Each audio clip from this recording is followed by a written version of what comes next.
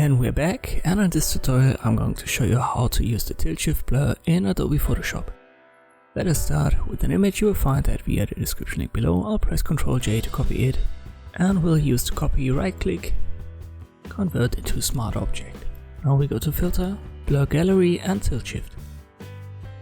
Make sure preview is checked so that you can see in real time what's going on. Let's look at the center position. You can increase or decrease the blur. You can also use the slider over here. Let me put it to around 30. And the distortion, we adjust it with the slider below. Just look at the bottom of the image while I move the slider and you see the difference. And also make it a symmetric distortion by checking the box. Let us reposition the center point, and then I rotate it slightly so that it fits the direction of the street.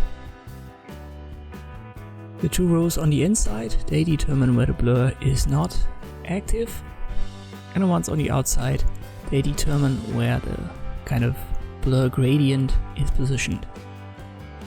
You can drag them outwards, inwards to make this blur area bigger or smaller.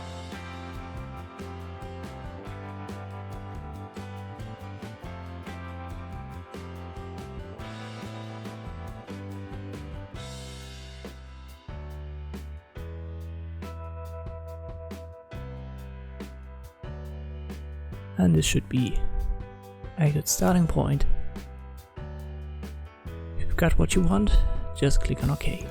It might take some time to process, but now it's done. You've got a smart filter and a mask. When you make it visible, invisible, it might take some process time as well. And if you want to adjust it further, just double click on it. It's a smart object, so you can adjust it anytime. Here's the difference between the original and the one with the blur. Let's click on the mask. Now we will use the brush tool, make it black, so the foreground color should be black.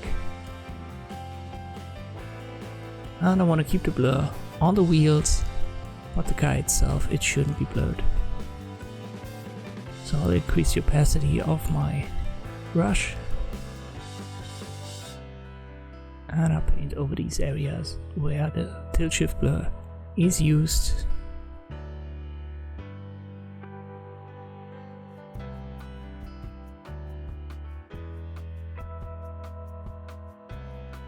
And you can see these dark areas now on the mask over here.